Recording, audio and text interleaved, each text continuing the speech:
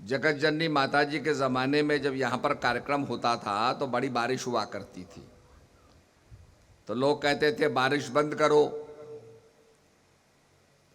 प्रकृति को तो कोई रोक नहीं सकता है, पर हम उसमें छाता ज़रूर बना सकते हैं।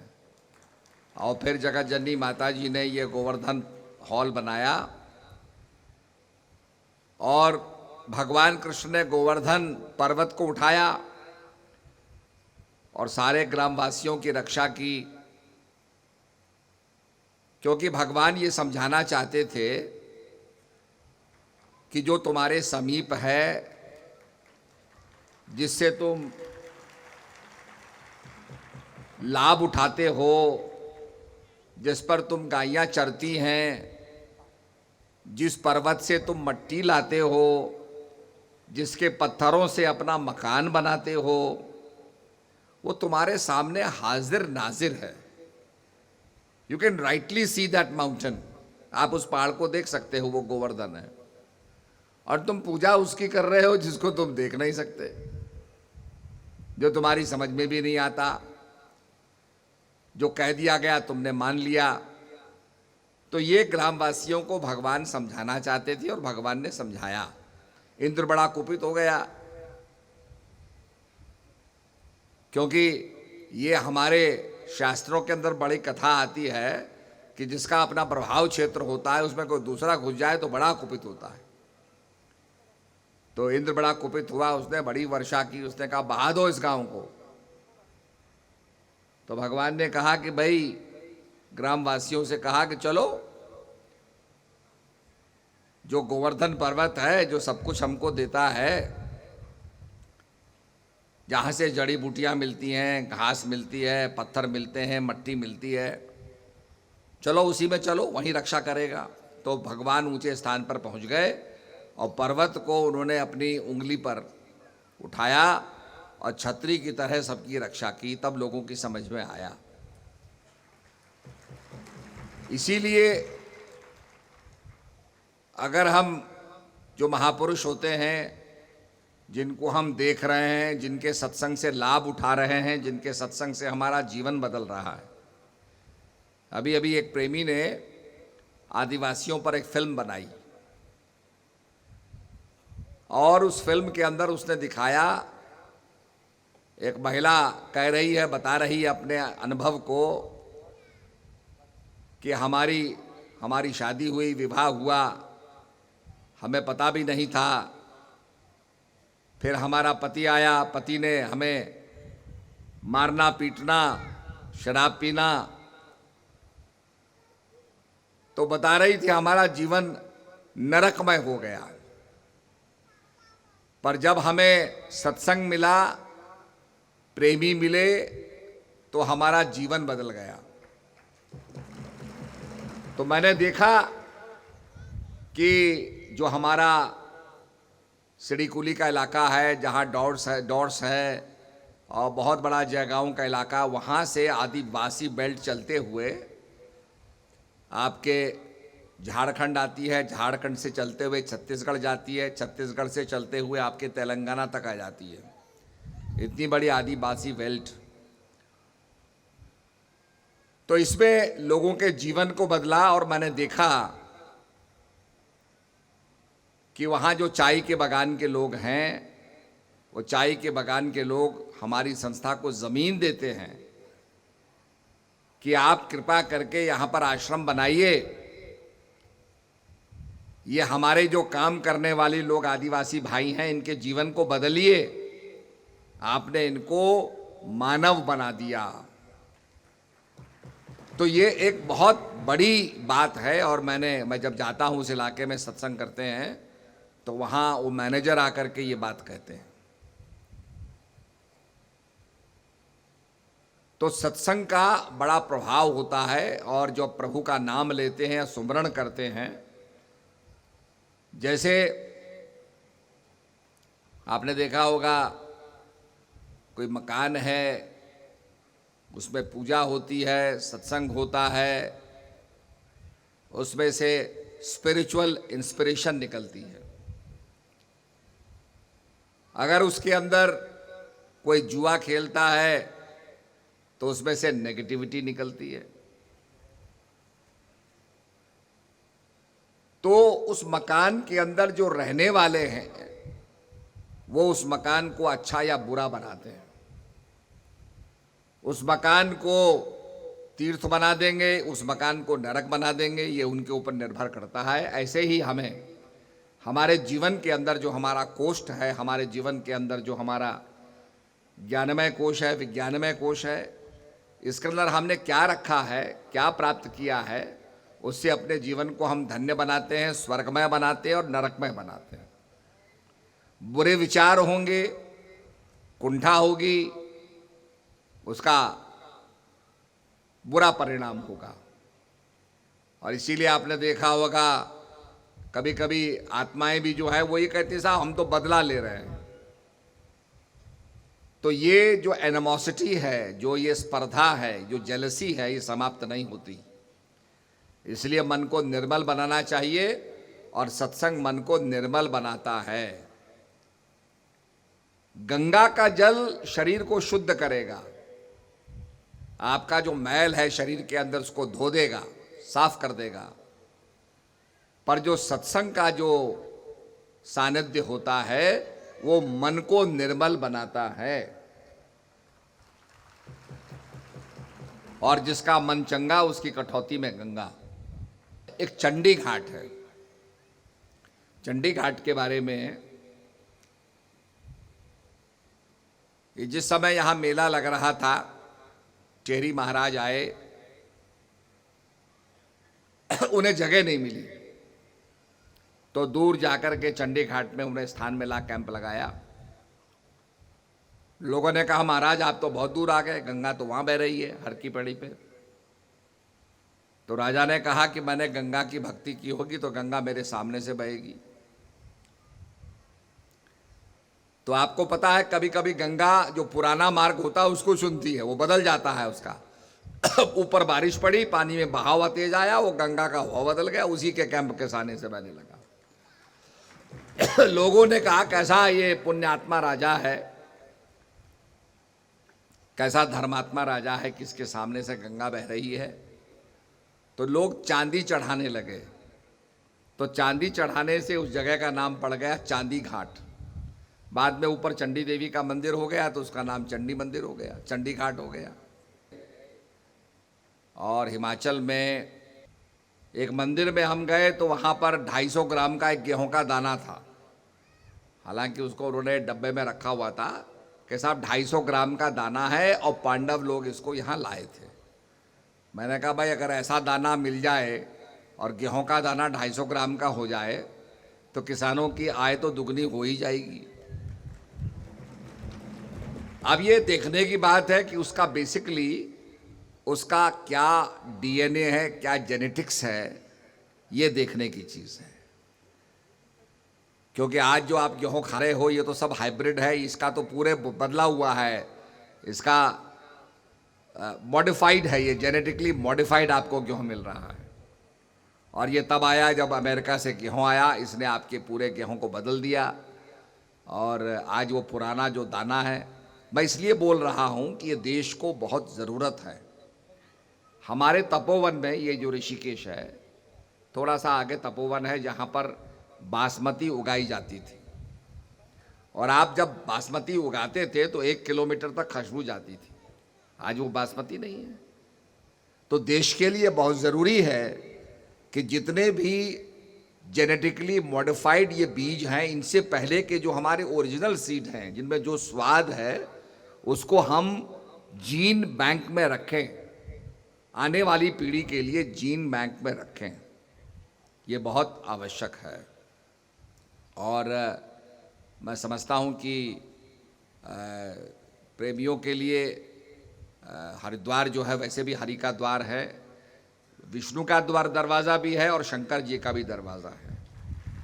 और यहाँ पर राजा दक्ष का राज्य था, दक्ष ने यज्ञ किया और उसके बाद जो सती है जिसकी कथा सुनाई जाती है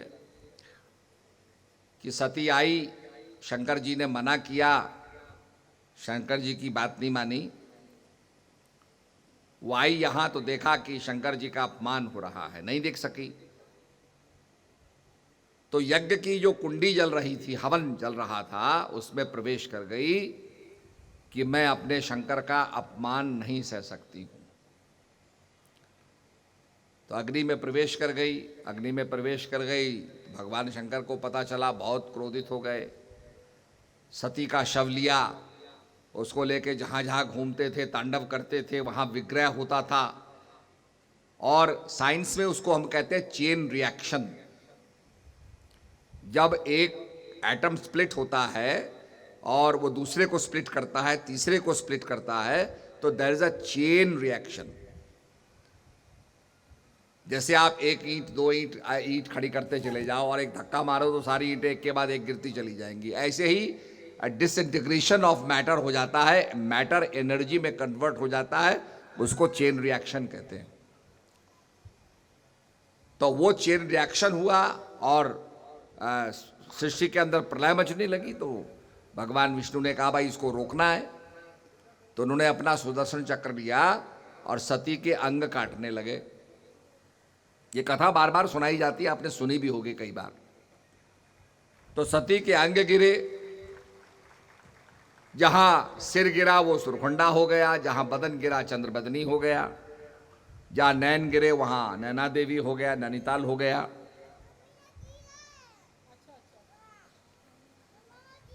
इस प्रकार से भगवती के अंग पूरे भारत में गिरे और इसको 52 पीठ कहा जाता है कि 52 पीठ बनी, सिद्ध पीठें बनी जो भारतवर्ष में।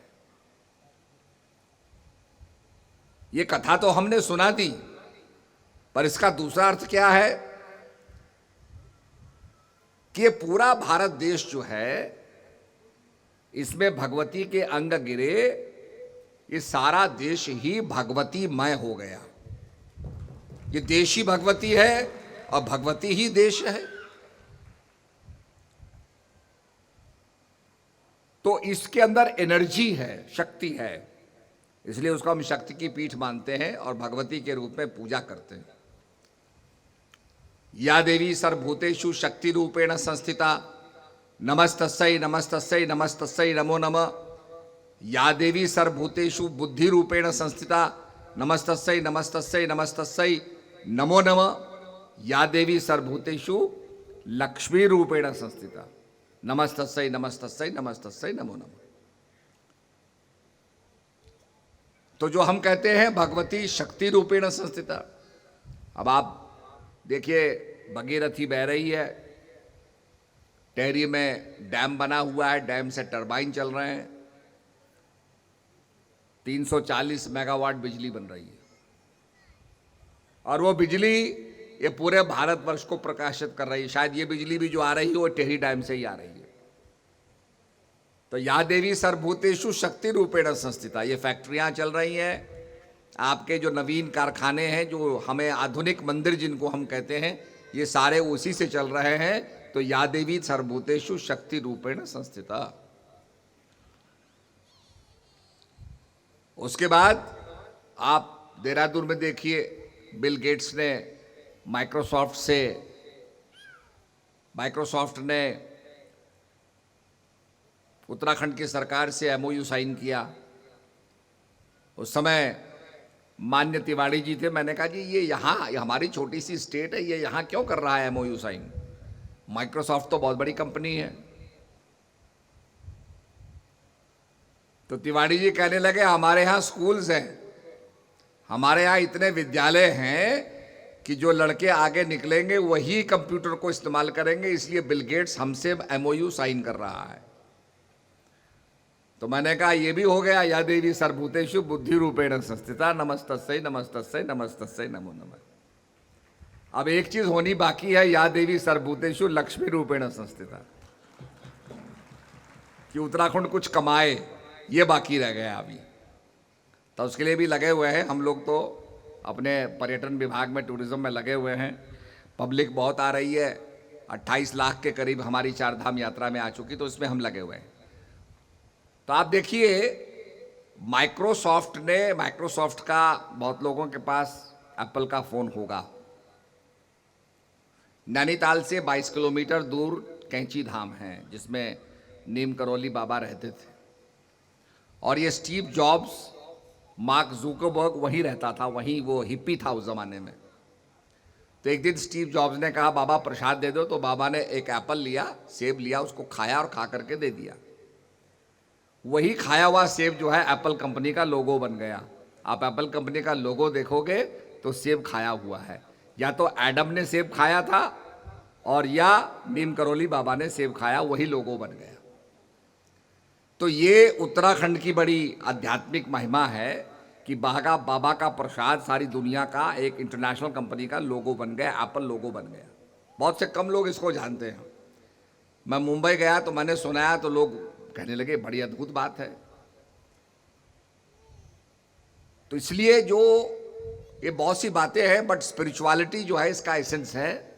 जैसे आप दूध को लेते हैं, उसे आप दही बनाइए, उससे मक्खन निकलेगा, मक्खन को आप गर्म करिए तो उसमें से घी निकलेगा। ऐसे संसार का जो एसेंस है वो है स्पिरिचुअलिटी। जीवन का एसेंस स्पिरिचुअलिटी है। ये तो कवरिंग है।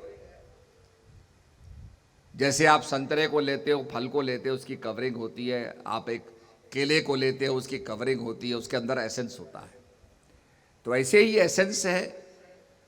हमारे उत्तराखंड में कई जड़ी बूटियां हैं। जड़ी बूटी की कवरिंग होती है, उसके अंदर उसका एसेंस होता है। आप द्रोणागिरी में जाएंगे तो द्रोणागिरी के लोग कहने लगे साहब हम किसी लाश को यहां जलाते नहीं है। मैंने कहा भाई क्यों नहीं जलाते? कहने लगे जी यहां पर हमारी बड़ी अलभ्य जड़ी बूटियां हैं, बड़ी सुषुप्त और बड़ी अलभ्य जड़ी बूटियां हैं। अगर हम किसी को जलाएंगे तो ये जड़ी बूटी लुप्त हो जाएंगी। उसी गांव से नीचे का जो गांव है वहां लोग दाह संस्कार करते हैं, पर उस चोटी के गांव में दाह संस्कार नहीं करते, क्योंकि वो जड़ी बूटियों की रक्षा करना चाहते हैं। इतनी सेंसिटिव जड़ी बूटियां हैं। आपने कभी छुई मुई का पेड़ देखा होगा? आप उसे छुइए, उसके पत्ते सिकुड़ जाएंगे। आप छूते ही उसके अंदर मैकेनिकल एनर्जी आती है और मैकेनिकल हरकत होती है, उसके पत्ते सिकुड़ जाते हैं। ऐसे ही कई कार्निवरस ट्रीज होती है, उसमें मक्खी बैठेगी, वो फूल बंद हो जाएगा, मक्खी को खा लेगा।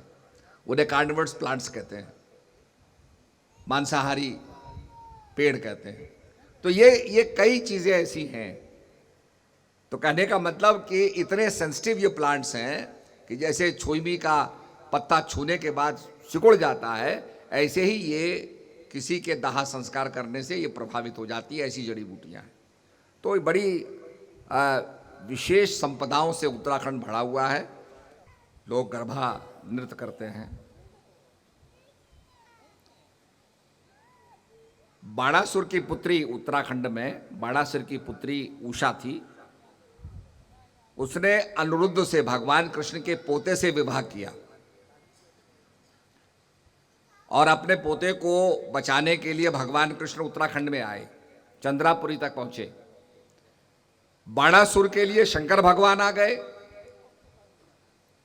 अनिरुद्ध को बचाने के लिए इधर कृष्ण आ गए। लड़ाई होने वाली थी तो लोगों ने बीच बचाव किया कि इनका विवाह कर दो, झगड़ा क्यों करते हो। तो विवाह हो गया दोनों का। जब उषा गुजरात गई, यहां से द्वारिका गई होगी भगवान कृष्ण के साथ, तो वो नाच रही थी। तो लोगों ने कहा आपका इतना सुंदर नृत्य है, ये आपने कहां से सीखा?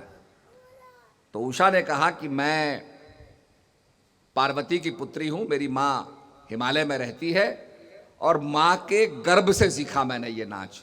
तो उस नाच का नाम पड़ गया गरबा। गर्भ से सीखा तो गरबा हो गया। तो गुजराती जितने नाच करते हैं सब उत्तराखंड का ही नाच है। तो उत्तराखंड का और गुजरात का तो बड़ा पुराना संबंध है। और आज भी आप लमगोंडी में जाएंगे, गांव है, तो आपको अनिरुद्ध का वहाँ पर मंदिर मिलेगा, देखने को मिलेगा। ये बात ज़रूरी है कि हम लोग उसके महत्व को नहीं समझते हैं, उसके प्रभाव को नहीं समझते हैं, सफाई को नहीं समझते हैं। हाँ, हम उसको सफाई नहीं समझते हैं। गुरु सेवा जो होती है, भगवान कृष्ण ने गुरु सेवा की। सांदीपन ऋषि के आश्रम में जाकर के भगवान कृष्ण लकड़ी काटते थे। भगवान कृष्ण सुदामा दोनों लकड़ी काटने जाते थे। बारिश पड़ी सुदामा चढ़ गया। अब सुदामा तो चने खा रहा था, पर भगवान से कह रहा था कि बहुत ठंडी लग रही है, मेरे दांत कड़कड़ा रहे हैं। कोई बात नहीं, भगवान ने कहा कोई बात नहीं। तो वही चने का एवज में चावल लेकर के फिर सुदामा पहुंचा भगवान के पास। और भगवान जो सुदामा की पत्नी ने चावल दिए थे उन्हीं को ग्रहण करने लगे, क्योंकि जो श्रद्धा से दिए जाते हैं। क्योंकि जब सुदामा जाने लगे तो पत्नी ने कहा खाली हाथ जा रहे हो, अपने मित्र से मिलने जा रहे हो, बार बार कहते हो कि भगवान कृष्ण मेरे मित्र हैं, द्वारिका नाथ मेरे मित्र हैं, मित्र मित्र बताते हो और खाली हाथ जा रहे हो। तो कहा कुछ दे दे, हमारे पास तो कुछ नहीं है। तो कहा, तो गई पड़ोस से 3 मुट्ठी चावल लाई। सुदामा ने मुट्ठी चावल को बांधा और जब द्वारिका में गया, भगवान के वैभव को देखा, तो उसकी हिम्मत नहीं हुई कहने की कि प्रभु मैं आपके लिए चावल लाया हूं। दरिद्र व्यक्ति में हिम्मत नहीं होती है। मुझे याद है श्री महाराज जी के पास एक गाड़ी थी 442 DLC, ऑस्टिन ऑफ इंग्लैंड। तो हमारे गांव का कोई आदमी होगा, किसी ऑफिस में काम करता होगा, छोटे लेवल पे काम करता होगा, तो महाराज जी कभी मिलने जाते थे। तो कहने लगा महाराज आप हमारे घर में आना, हम तो बहुत छोटे आदमी हैं, पर जब गाड़ी खड़ी होती है तो लोग सोचते हैं भाई इसके बड़े बड़े आदमी भी जान पहचान के हैं। तो दरिद्र आदमी के अंदर भाव होता है कि उसके अंदर भाव होता है कैसे बोलूं मैं। तो वही भाव सुदामा के अंदर था। तो सुदामा नहीं निकाल पाया, पर भगवान ने कहा भाई भाभी ने तो कुछ दिया ही होगा, ऐसा तो है नहीं, तो संस्कारी ब्राह्मण है और तू आ रहा है तो खाली हाथ आएगा। तो टटोला देखा तो पोटली छुपी हुई थी, भगवान ने लिया और भगवान चावल खाने लगे। तो फिर रुक्मणी ने हाथ से रोका, प्रभु सब कुछ दे दोगे आप। और भगवान ने दिया। सुदामा का कायाकल्प हो गया। तो सुदामा और भगवान कृष्ण सांदीपन गुरु की सेवा करते थे। आज भी बहुत से लोग भगवान कृष्ण को द्वारिकाधीश थे, भगवान राजा थे, द्वारिका का शासन चलाते थे। द्वारिकाधीश हो गए तो राजा ही हो गए, शासन चलाते थे, सारी चीज़ों को देखते थे, समस्याओं को देखते थे। राज्य में तो कई समस्याएं होती हैं, उन सबको भगवान देखते थे और अध्यात्म का प्रचार भी करते थे। लड़ाई के मैदान में भगवान ने अर्जुन के रथ को हाँका और ये सुनिश्चित किया कि सत्य की विजय हो, पांडवों की विजय हो, धर्म की विजय हो, ये सुनिश्चित किया। नहीं तो दुर्योधन हावी हो जाता। अब हमारे उत्तराखंड में तो एकमात्र दुर्योधन का मंदिर है जहां दुर्योधन की पूजा होती है। वहां पर लाखा मंडल में लक्षाग्रह बनाया गया जहां पांडव को जलाने का प्रयास किया गया। वो सुरंग भी आज तक मौजूद है। कभी आप देखना चाहो तो आना, पर्यटन क्षेत्र से उसको हम डेवलप कर रहे हैं। तो वो सब बना है, ये कहानियां नहीं है। और जो कुंती की कहानी है कि जब पांडवों ने कहा माँ तेरे लिए कुछ लाए, तो कहा बेटे बांट लो, तो 5 पतियों की एक पत्नी बन गई। तो आज भी आप जाओगे जौनसार के अंदर तो 3 भाई, 4 भाई या 5 भाई की एक ही पत्नी होती है। वो परंपरा आज भी चल रही है।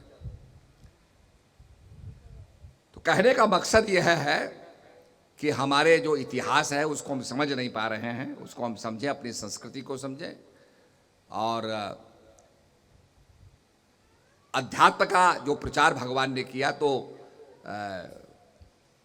सुदामा का जीवन बदल दिया और धर्म की स्थापना की। पवित्रणाय च साधूनाम विनाशाय तजुष्टताम धर्म संस्थापनार्थाय संभावामि युगे युगे। बार बार मैं उसकी स्थापना करने आता हूं, क्योंकि जो योगी योग भ्रष्ट होते हैं वो पुनीत परिवार में जन्म लेते हैं। यही परंपरा बुद्धिस्ट समाज में भी है। बुद्धिस्ट समाज रिम्पोची मानते हैं, इनकारनेट लामा मानते हैं कि लामाज इनकारनेट करते हैं और दोबारा उसी परिवार में पैदा होते हैं और फिर उनका आगे बढ़ते हैं। ऐसे ही भगवान भी गीता में कहते हैं कि जो योग भ्रष्ट होते हैं वो पुनः आते हैं और योगियों के घर में पैदा होकर के अपने योग को पूरा करते हैं। तो ये पूरा जो एक विज्ञान है ये हमारे शास्त्रों में अंकित है। और सभी को मेरा दुआ आशीर्वाद